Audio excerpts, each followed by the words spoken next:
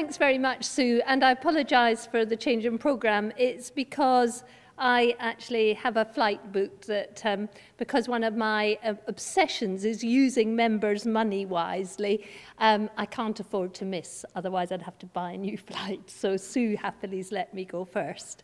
I just, before I get going with what I'm going to say, just reiterate how great it is that the Royal College of Midwives is now working in partnership with the Doctoral Midwifery Research Society. How important I think the aims are of the DRMS, and I think Marlene's done a terrific job getting this conference organised and off the ground. So I just thank you. Reiterate that. I'm actually not really going to stick to what's in my abstract, because I've actually thought about this session quite a lot since I produced that. And what I'm going to try and do this afternoon is, first of all, for those of you who don't know, is just run through all of the ways in which I think the RCM is currently supporting research. And we always do that collaboratively. So I'm going to run through that first, because one of the things I'm finding as General Secretary of the Royal College of Midwives is that people are surprisingly ill-informed about what the RCM does. Now, I don't say that in any way in the sense that it's your fault. It's our problem in that we don't publicise it enough. So I want you to know about all the things we're doing in this area. But then I want to highlight what I think is the gap. And I want to really just throw out for your own thinking, really, some ideas I've got about what the RCM should do much more of in terms of promoting research collaboratively. So really two main themes to what I'm going to talk to you about today. So, first of all, what's the research purpose of the RCM? Well, it's primarily to improve practice and to improve the care of mothers and babies.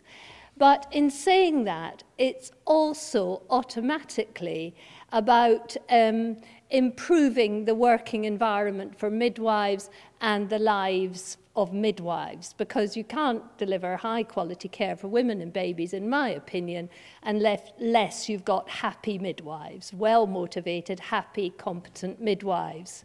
So our research purpose is directed to that end. We also want to influence research direction and priorities, and that's one area where I believe we could be doing a lot more. We want to promote a better understanding amongst the midwifery community about research, but equally I think we have an obligation to try and promote better understanding about midwifery research and indeed maternity services research in the wider community of professionals and indeed in the lay community. And we want to help to bring research into practice.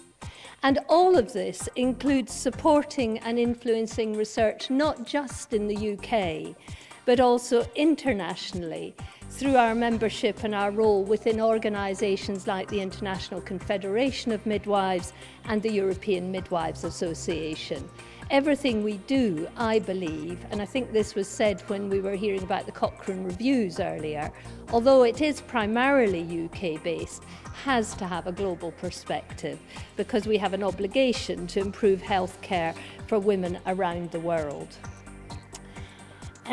So our current involvement in research activities is really quite wide-ranging, and as I said at the beginning, really the vast majority of what we do is collaborative. The Royal College of Midwives can never work in isolation. You know, we're not some sort of glorified body up there in the sky doing our own thing. We're a membership organisation, and we can only do what we do with you and with other people. We don't have enough funding to do research in our own right, and indeed we don't necessarily have the expertise to work successfully in this area on our own. So it's incredibly important that we're collaborative at all times with a wide range of people. So at the moment, having just said that we don't really undertake research on our own, we are sponsoring and project managing a big study called the Pearls Study, and that's a health foundation a health foundation improvement project looking at perineal care. We're also working alongside researchers on quite a significant number of projects. For example, we're currently working with the South Bank University in London, looking at a 2-year pilot project, looking at the education and the role and the competencies of maternity support workers. We do a lot of advising and supporting research applicants. And very frequently, researchers send things to me, to Sue, to other people in the college, and ask us to have a look at them.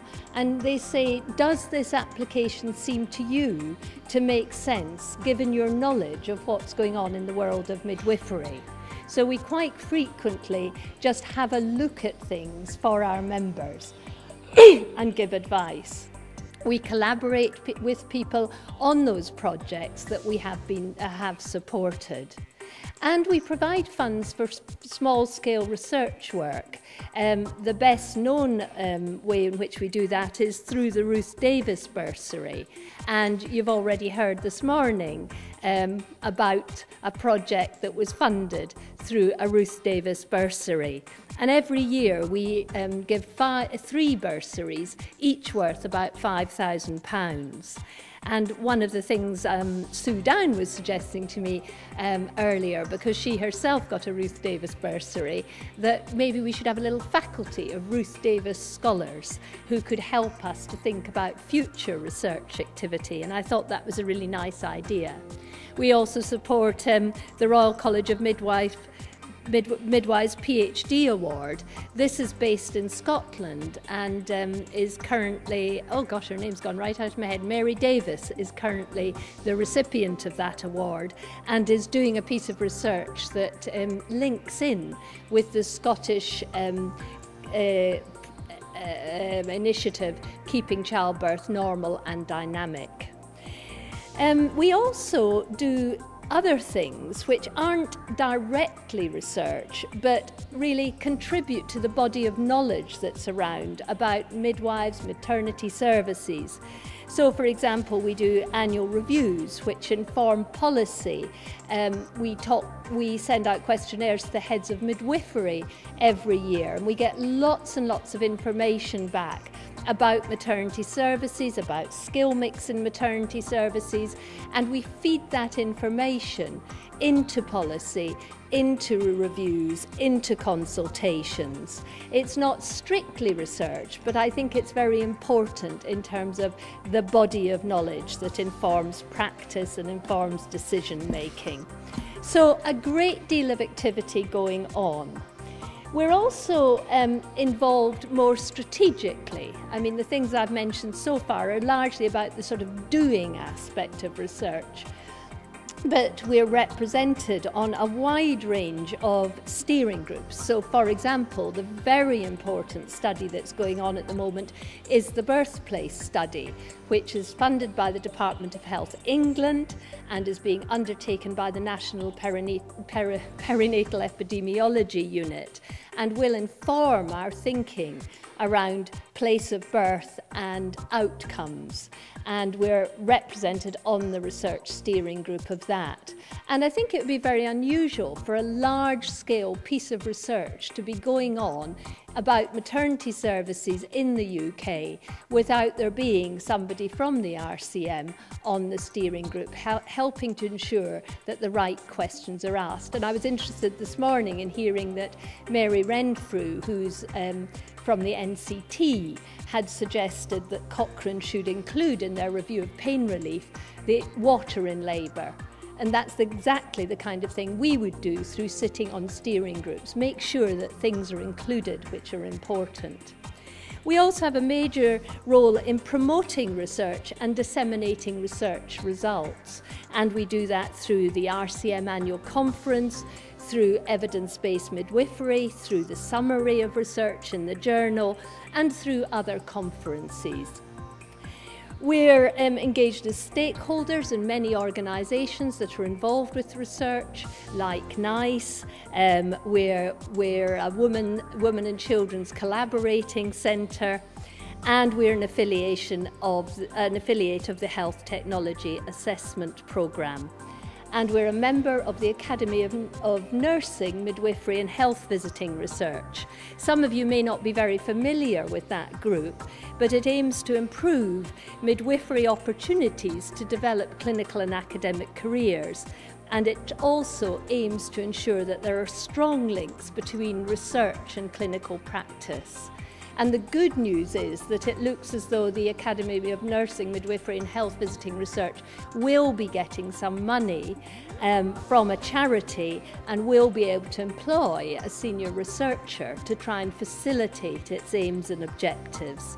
So we're doing a lot to try and drive forward the strategic angle of research. So, you know, sort of congratulations, I believe, is due to the people in the RCM who most directly engage in this issue. They're supporting a huge amount of work, and there's a heck of a lot going on. But there is a but, and I think the but is really important. I think, to me, we're doing a lot, but it looks to me the same as when I look out of at the world of midwifery research more generally. It looks like a lot of really good stuff going on, but it's very pepper potty. You know, there's a bit of this here, and there's a bit of that there, and there's a bit of something else over there. And I think we need to get much, much better at kind of joining it all up. And I think that's where the Royal College of Midwives must have a really critical role. And I think what we've got to start to do is really help midwifery to think about what are the really big issues. We need to separate out the sort of things that will be done by researchers in the universities because they've got an interest in that area. For example, you know, what's the best way to deal with the perineum in terms of suturing or whatever, you know, some of that work's been done. But, you know, there are some important clinical questions, but I think from the point of view of the Royal College of Midwives, the question is, what are the really big issues that are out there that are impacting on our ability to really deliver high quality care in the UK? And can we defend what we believe to be important? And I think it's in this area that the Royal College of Midwives might have the biggest role.